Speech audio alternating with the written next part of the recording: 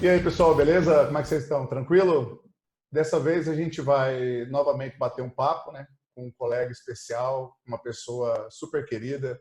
Ele é um cara que eu particularmente respeito muito, é um militante muito proativo aqui na cidade de Goiânia. E nesse tempo de pandemia, né, nessa época de quarentena, a gente tem que ficar enclausurado. Aliás, não saio de casa, obviamente, se não for por uma extrema urgência nesse momento tão difícil para o povo brasileiro, para a população principalmente mais sofrida, a gente tem aproveitado para trocar ideia com pessoas legais, pessoas que têm experiência de vida interessante, que possam enriquecer o debate para a gente poder entender um pouco dessa conjuntura política, econômica, social, do que tem acontecido no Brasil de uma forma geral, mas especificamente aqui no estado de Goiás, na cidade de Goiânia. O canal Direto do Cerrado hoje, a gente fez um convite, ele aceitou de prontidão, é o nosso querido amigo Sandro Salamanca, mais conhecido na cidade também como Mestre Sandrão, né? Então é um prazer, é uma satisfação ter você com a gente aqui, Sandrão. Ô Zé, é uma satisfação também ter você junto comigo, principalmente que você é meu amigo, e ter todos vocês aí do outro lado, escutando um pouquinho da minha história, da minha vivência. Vale Obrigado. lembrar, Sandrão, vale lembrar, é importante colocar que o Sandrão ele é presidente do Conselho de Segurança de Goiás, o atual presidente. Ele faz parte do 81. exatamente, ele faz parte do Conselho de Saúde do Setor Universitário. Ele é vice-presidente da Associação da Comunidade do Setor Universitário. Ele é um articulador político, mestre de capoeira, um cara super engajado na política da cidade. E principalmente hoje eu falo com aquela pessoa que eu conheço do dia a dia, o cidadão Sandro. Eu acho que isso é mais importante. Então, Sandrão, a primeira coisa que a gente queria saber é você falasse um pouquinho sobre a sua trajetória de vida, né, cara? Eu acho que ela é tão interessante, você já me contou algumas vezes, e eu queria que as pessoas pudessem ter ciência um pouco disso, vivenciar um pouco disso com você. Zé, a trajetória de vida ela começa assim aos 12 anos de idade. Eu vou contar pela capoeira, que fez uma mudança muito interessante na minha vida, né? Aos 12 anos de idade eu comecei na prática da capoeira com o mestre Suíno, né, do grupo Candeias de Capoeira, cujo eu dei o nome do grupo. Né? Mais à frente eu tive a oportunidade de dar esse nome do grupo. Então, aí eu comecei a capoeira aos 12 anos, eu tive a capoeira como uma referência na minha vida, porque eu sou filho da Dona Eudina, né? Dona Eudina, mulher trabalhadora, mulher que cuidou dos filhos sozinha, e eu tive, primeiro, meu mestre como pai, né? A referência de homem, a referência de pai. E a capoeira, ela foi me moldando para que eu pudesse estar me dando o melhor para essa sociedade nossa, né?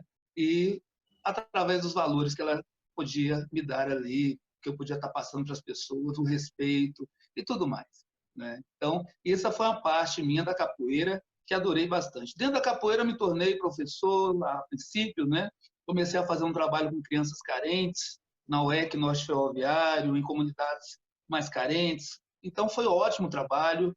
Conheci muito da nossa sociedade, conheci muito da vivência da periferia, né?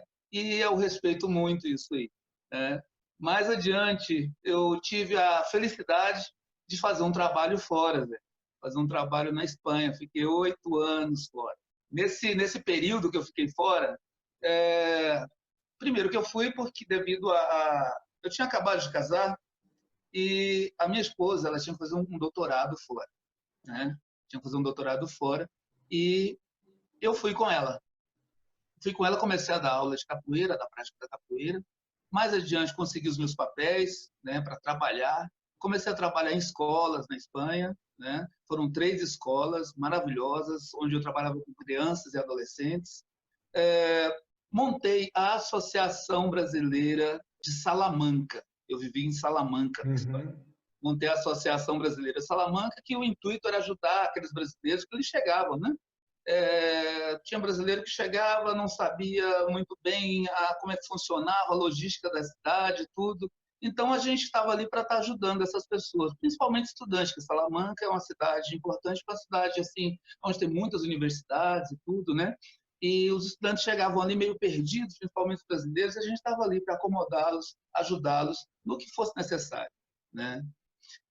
Tive o prazer também, Zé, de fazer um curso de mediador intercultural, né? E esse mediador intercultural, ele servia assim para trabalhar a questão dos conflitos entre os espanhóis e os imigrantes, né? Para não deixar que esses conflitos pudessem chegar até o poder judiciário.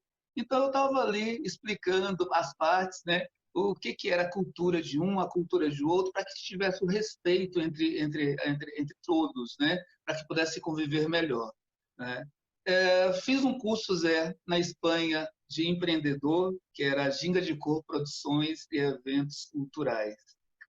A Ginga de Corpos, ela fazia eventos culturais, principalmente da cultura brasileira, levando o conhecimento da nossa terra, levando o conhecimento da cultura brasileira, capoeira, frevo, a parte do samba e outras, maculelê e outras partes também, para que os europeus pudessem ver, respeitar e nos aceitar de braços abertos, porque a partir do momento que você conhece a cultura de um povo, você passa a respeitar, porque é através da cultura, né, que você tem a maior riqueza, que você mostra a sua cara. Então, eu fiz esse trabalho na Espanha, tive a felicidade também por essa empresa participar de um projeto, que era o projeto Rock in Rio. Eu não sei, eu não te contei essa parte, não, né? Fizemos lá, trabalhamos com 68 pessoas através dessa empresa, animando as ruas do Rock in Rio, Madrid, né? E foi muito bom, foi um dos melhores trabalhos que eu realizei de fora. E essa é uma parte de mim. Depois disso, Zé, eu voltei para o Brasil, aqui estou, como você falou, à frente do Conselho de Segurança Pública, o CONSEG 32. Isso. Participo também da Associação de Bairro aqui do setor universitário e do Conselho de Saúde. Me entrego bastante a essas questões sociais porque faz parte de mim. Não é uma coisa que eu imaginei isso agora. É uma coisa que faz parte da minha vida o tempo todo. Lá atrás eu trabalhei, como eu te falei, com crianças de rua, com crianças de comunidade. Eu sou sensível a essas questões e eu me entrego a isso. Sandrão, eu estou lembrando agora aqui que você também, você é o idealizador da Semana de Arte Negra da Assembleia Legislativa, né? Como é que é seu engajamento no movimento negro da cidade? Acho que é um ponto importantíssimo para se falar, né? A minha volta para o Brasil, Zé, eu tenho uma grande amiga, que é a Ieda Leal. A Ieda Leal, hoje, ela é coordenadora nacional do movimento negro unificado. Pessoa que se dedica bastante, uma história maravilhosa de vida. E a Ieda, ela me chamou, então, para trabalhar essas questões ligadas ao movimento negro, né? E eu tive a oportunidade, dentro desse meu período que eu estou aqui, de estar hoje como articulador político, né? Um dos articuladores políticos da deputada Adriana Cosse, pessoa que está fazendo um excelente trabalho. E ela sempre abriu as portas para que a gente pudesse estar participando, para a gente pudesse estar colocando as nossas ideias para fora, nos expressando ali dentro. E por essa parte aí, então, nós montamos a Semana de Arte Negra. São agora 5 anos, 5 anos a Semana de Arte Negra. Ela é realizada todo dia 20 de novembro, que é o Dia da Consciência Negra. E é uma referência na cidade, né? A gente sempre ouve falar dessa atividade aqui, inclusive a partir dela que surgiram outras atividades similares, né? Bem importante, né? Ela é importante porque ela pega desde do empreendedorismo, né? Aqueles empreendedores que estão ali vendendo seus produtos. Então, a gente ajuda nisso, porque eles podem expor seus produtos ali na Assembleia Legislativa. Tem a parte cultural também, onde tem apresentações de música, capoeira, danças, e tudo pelo lado da cultura negra no Brasil, né? Então, é importante devido a isso. E na passada agora, Zé, nós trouxemos a mãe da Marielle Franco, a dona Marinette. Nós tivemos essa felicidade. Depois dessa vinda dela aqui, acho que passa uma semana sem ela ligar para mim, porque é uma pessoa que eu fiquei amigo. Pessoa maravilhosa. E participou da nossa Semana de Arte Negra e eu gostei muito. Então, essa foi a nossa contribuição aí pelo lado do movimento negro e está dando certo. Não, Sandrão, é incrível como que... O Sandro é um tipo de cara que, em qualquer lugar de Goiânia que você vai, lugares bons, né? Você sempre tem alguém que conhece o Sandro Salamanca, que é impressionante. Mas, principalmente, porque o Sandro, ele é um cara que eu chamo de cara multifacetado. Ele trabalha em várias frentes. É inacreditável. O Sandro ele tem uma atuação social muito importante. Eu acho que isso deve ser enfatizado, Sandrão. Às vezes a gente conversa um pouco... em conversas mais informais, né, em conversas contraídas, e você às vezes não gosta tanto que enfatize as suas atividades, você sempre foi um cara muito humilde, mas eu acho que é bom enfatizar. Por quê? Porque a gente vive uma conjuntura que muitas vezes é preenchida, é recheada com pessoas que às vezes são agentes políticos, são pessoas públicas e que agem com tanta irresponsabilidade que esses bons exemplos precisam ser mostrados, sabe? E aí eu também fiquei pensando uma coisa, você está direto ali na linha de frente, né, trabalhando dentro do Conselho de Saúde. Como é que está a situação de Goiânia em relação a essa pandemia, a prevenção, ao combate ao Covid, a conscientização das pessoas? O que você tem sentido aqui na cidade, Andrão? Eu vou falar enquanto cidadão, né? Porque eu acho que essa parte técnica, eu não me atrevo a estar falando dela devido a ter profissionais Claro. competentes dentro de Goiânia para estar falando a respeito disso. Sim. Poxa, enquanto cidadão, a gente está observando que o nosso sistema de saúde, por um lado, ele vai conseguir sair dessa. Ele vai conseguir. Acho que a tendência é que a gente consiga, porque hoje está tendo grandes ações, principalmente por parte dos governos, para que a gente possa ter um controle dessa pandemia, Sim. né? Por outro lado, enquanto cidadão, eu observo que tem uma parte da sociedade, alguns governantes, principalmente o nosso governante maior, né, que é o nosso presidente, a gente observa que parece que a vontade é que os números dessa pandemia fossem maior, tivesse mais pessoas hospitalizadas, pessoas mortas, para eles justificarem, né, que não tem que ter quarentena, que não tem que ter que as coisas têm que abrir normalmente. E o que a gente observa é que eu bato palma para os governantes que levaram essa coisa a sério, porque nós hoje os números não é que estão bons, não. Pessoas morreram. A gente fica muito triste com isso. Pessoas morreram. E a gente fica triste, mas a gente observa por outros países que nós ainda não estamos nesse ápice de problemas aqui, de muitas pessoas infectadas, muitas pessoas morrendo. Então, eu, enquanto cidadão, eu observo dessa forma. E eu gostaria que os governantes, e principalmente o nosso presidente, ele levasse com uma seriedade maior esse momento, porque, como nós falamos, pessoas vieram a falecer. E quando a gente observa a irresponsabilidade de um governante indo para uma padaria, pegando na mão de pessoas, promovendo aglomerações de pessoas, indo contra o próprio Ministério da Saúde, indo contra as ferramentas que ele tem em mãos ali, a gente fica muito triste. E a gente se sente um pouco desprotegido porque a gente vê que não tem governo. Isso é a palavra. Acho que a gente observa que a gente não está tendo governo. Estou Sim. falando enquanto cidadão. Esse atual momento, esse momento até delicado, né? E a crítica que se faz ao executivo em âmbito nacional, ela é uma crítica que ela é muitas vezes sustentada por grupos que outrora eles eram bem rivais, né? Se você for ver até partidos rivais, ideologicamente falando, dentro do espectro, são grupos que eles acabaram se unificando dentro de uma pauta que é uma pauta comum, que é a crítica, e uma crítica bem contundente ao atual governo Bolsonaro. Será que, e aí colocando no caso de Goiânia, no estado de Goiás, de uma forma mais particularizada, mais regional, será que é possível a gente imaginar que toda essa situação caótica, situação lamentavelmente crítica, ela pode ser um alento para, quem sabe, propostas progressistas, e agentes progressistas, de fato, terem mais espaço, por exemplo, na política de Goiás, na política de Goiânia? A gente sabe como que é a política do Estado, a gente sabe como que é a política no município, a gente sabe como que ela é totalmente, historicamente recheada por agentes conservadores. Você acha que é possível a gente vislumbrar, a partir disso, talvez uma maior percepção de que o campo progressista ele deve ter mais espaço nesse sentido? Zé, nós temos que sair dessa crise com algo de bom. Com algo de bom, com certeza. Acho que esses dias que nós estamos de quarentena, acho que a sociedade brasileira está repensando tudo, tudo, tudo. E nós temos que fazer melhor. Nós temos que ter mais seriedade com as questões da política. Tem pessoas que falam assim, eu não gosto de política, eu não gosto. Mas é ela que é o maestro da sociedade, ela é que rege tudo. Então, nós temos sim que gostar da política para que a gente não permita que pessoas sejam qual que seja a pessoa, que as pessoas venham para nos fazer mal.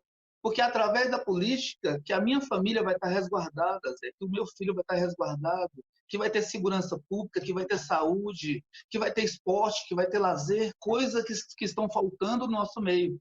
Eu costumo dizer, Zé, que se a gente planta arroz, a gente vai colher arroz. Se a gente planta feijão, a gente vai colher feijão. Café, café. Então, diante da falta de oportunidade que a gente está dando para as nossas crianças, para os nossos adolescentes, o que a gente vai colher no futuro? Essa é a pergunta. Eu não vou responder, não. Eu vou deixar você responder essa pergunta. Então, a gente está refém de uma política que não vem a contribuir. E quando essa política tende a contribuir, parece que existem forças que impedem um avanço de políticas que ajude a nossa periferia, que ajude a nossa sociedade a evoluir no seu intelecto para ter mais discernimento sobre as coisas, discernimento para falar o sim, para falar o não. Vamos observar uma coisa, Zé. A nossa sociedade brasileira, se você for olhar bem, vamos colocar arredondando, nós temos aí 500 anos de história. Nós já até conversamos sobre isso. Nós temos 400 anos de um sistema que foi colocado para a servidão das pessoas. E essas pessoas tinham cor, eram negras. 400 anos. Nós temos 100 anos, aí, arredondando, de república, 30 anos de democracia. De 10 anos para cá foi que nós viemos a falar sim e aprender a falar não. Ou seja, nós ainda não temos uma clareza sobre as coisas ainda. Agora que nós estamos aprendendo a ter essa liberdade. E quem fala não, sim, quem fala não, são poucos. Então, nós precisamos, sim, colocar pessoas que tenham seu valor, pessoas que tenham compromisso com a nossa sociedade à frente desse sistema, para que a gente possa, não é evoluir, a gente evoluir enquanto sociedade. Sim. Eu acho que isso é importante, evoluir enquanto sociedade, dando mais oportunidades para os pequenos, né, para os adolescentes, para que eles possam vir a ser pessoas de referências, pessoas, sabe, com um futuro garantido. É isso que eu penso.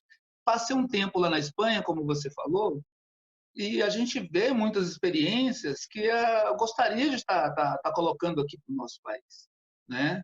O trabalho que é feito com jovens de profissionalização é incrível. O trabalho, a parte da educação que eles recebem é incrível. Quer ver outro lado? Os nossos maiores, que eles chamam lá na Espanha, chamam um nome até bonito, né? Os maiores. Os nossos velhos aqui, eles aposentam, são colocados dentro de um apartamento, dentro de uma casa, e olha lá, ou então dentro de um abrigo, e simplesmente são esquecidos. Nós não vemos, nós não temos a oportunidade de ver essas pessoas participando da sociedade.